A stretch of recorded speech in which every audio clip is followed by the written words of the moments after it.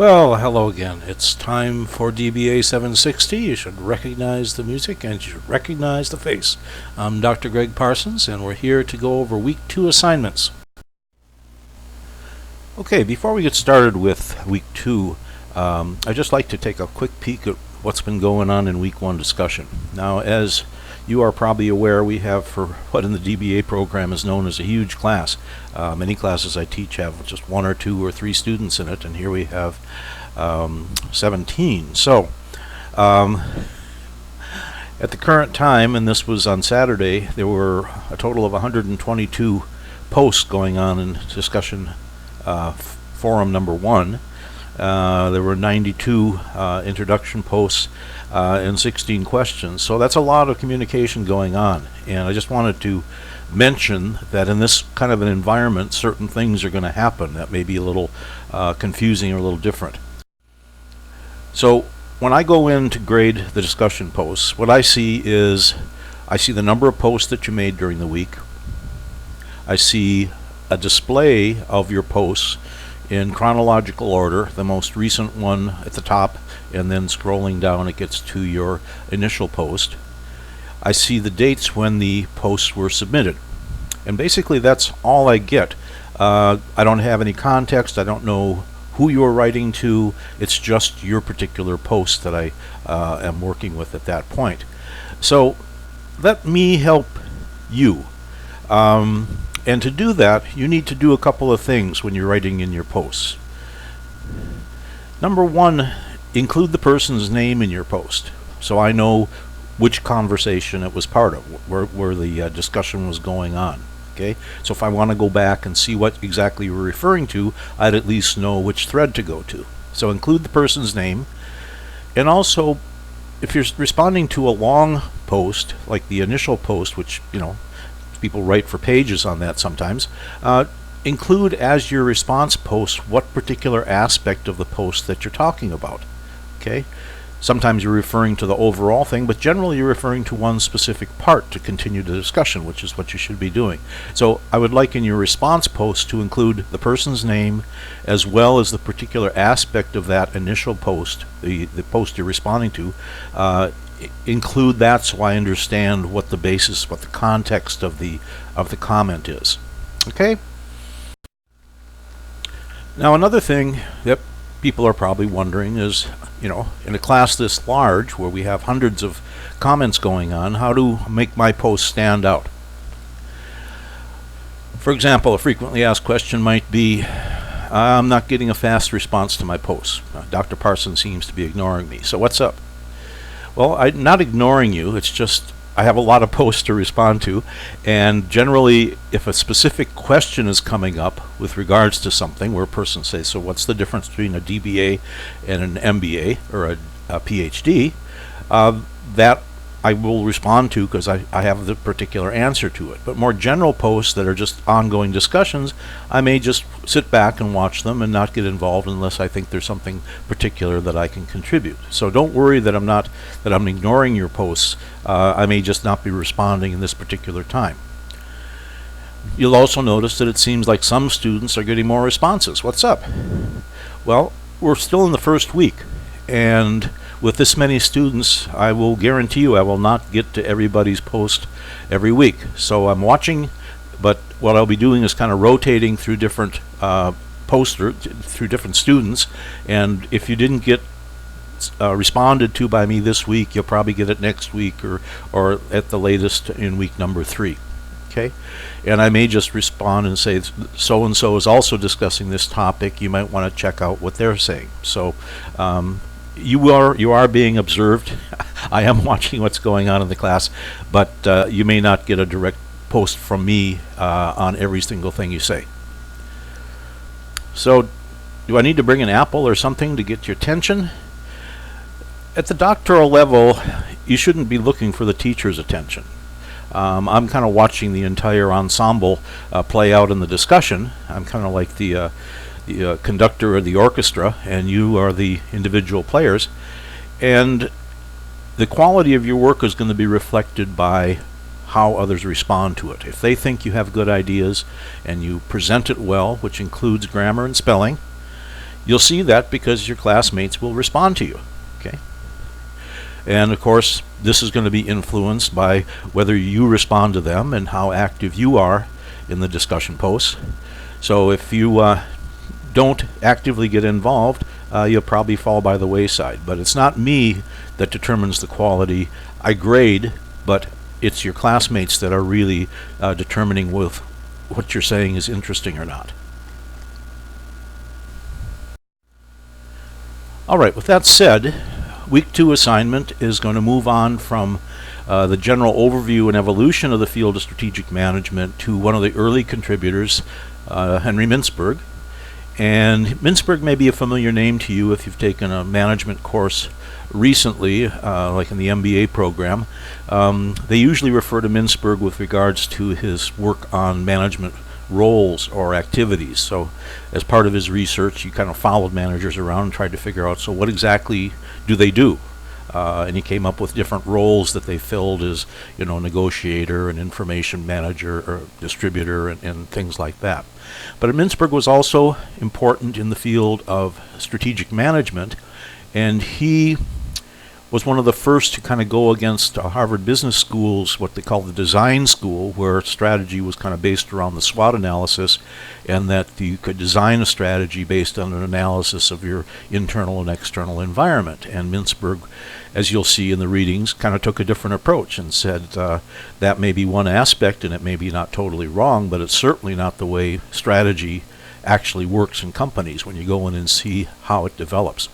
So there's some readings here, and again, this introduces you to the field and gets you going, but if you say, I still like to know a little bit more about this Cat Mintzberg, you can go into YouTube. You'll see that there are interviews with Mintzberg. There's certainly a lot of writing. He has been around for a long time, and he has a lot of original work that's published, so if you want to get more, there's certainly more available. Now, based upon the readings, we've got 2 different assignments. We're going to have our discussion post, and we're going to have a paper. This is the first paper of the class, and I think I mentioned in the overview and introduction, I believe in more frequent papers to give you feedback rather than write a 30-page paper at the end of the class. I'll look at several papers that you write during the class and give you feedback about your style and whether you're approaching it appropriately, and I'll talk a little bit more about that today also. First of all, let's just look at the discussion topic, and as you might expect, we want to know, based upon the literature, what were Mintzberg's ideas and theories in the area of strategic management? And then secondly, how did his theories fit into the overall evolution of the field of strategic management? What are his contributions in terms of the bigger picture that we looked at in week 1? Okay, so that's what your paper is going to be about. Now, to help you, if you go to the Start Here section of the class, you'll see that I have a video on Scholarly Writing Part 2, which is more or less the nuts and bolts of how you put together a quality paper. Those of you who have had me in class before will have probably seen this before.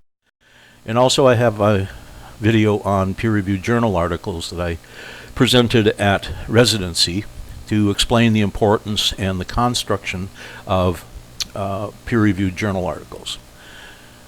So when you're doing academic writing, you use the literature, and the papers that you're reading for the class, the assigned readings, are good examples to use of what you're trying to do. You'll notice if you read through them that there's very little personal opinion. Everything is supported with a reference. There's generally a section called, that they say is the literature review, where they review all the literature and the theories that led up to the point that this author is trying to make. And you're going to be doing the same thing. You're going to build your position and your argument on the basis of existing literature. So you will become very familiar with going into the library and searching out articles. But we don't want just to report on what the article said. I mean, I've read the articles, I know what they say. What I'm looking for is your unique perspective and your creativity to kind of pull the ideas together from the different authors, from the different viewpoints, and to synthesize them into new material, new ideas. Now, you're doing some of that in the discussion post in the first week, so I know you're capable of doing it. You just got to focus on avoiding repeating what the theory is or repeating what the article said, and actually look for ways to combine ideas together. So you're going to be building your position out of the ideas of others, which means you have to figure out before you start writing what the thesis of your paper is going to be. And again, it's not simply writing a review of the articles or writing a description of the theories. What idea are you trying to present? Be looking for creative thinking, not necessarily creative writing. Okay? Remember to use references, in-text references, and match those up with your reference list. Generally, we don't use direct quotes unless there's absolutely no better way to say it. Again, use the papers that we're reading. Use the assigned reading as samples of where you're trying to take your writing. That's where you're trying to go. You're trying to get to be able to write publishable material. So for an example, I just pulled this out of one of the articles, not from this class, but from another class. But you can see how the author is building their points out of the references from different authors. So in yellow indicates the point that's being made. This results in a negative connotation. This is taken from Parker and Ritson. And then Mintzberg deemed Fales' work as management folklore. So obviously he was somewhat of a critic, but here we're quoting Mintzberg.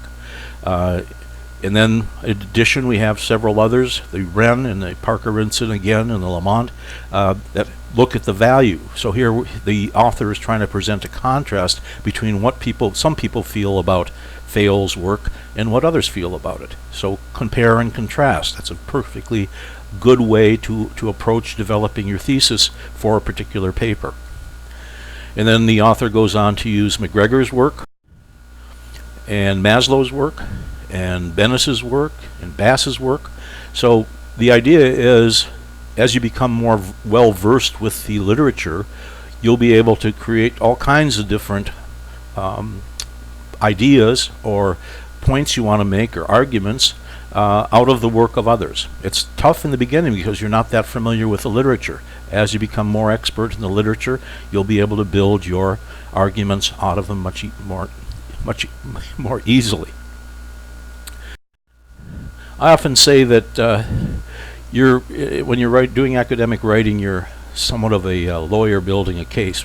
The jury doesn't really care what your particular opinion is. You could say, I've known this person my entire life. I know they would never commit this crime. And the jury might value that a tiny little bit, but they're going to say, show me the evidence. Show me the eyewitnesses. Show me the forensics. Show me the DNA. So proving a case for a lawyer is not about their particular opinion about something or even their experience. That will be all discounted because we assume the lawyer's job is to get their client off. Okay? So it's only through the evidence, indisputable evidence beyond a reasonable doubt, that the verdict will go in that lawyer's direction. So the keys to success: you're going to be using the literature extensively.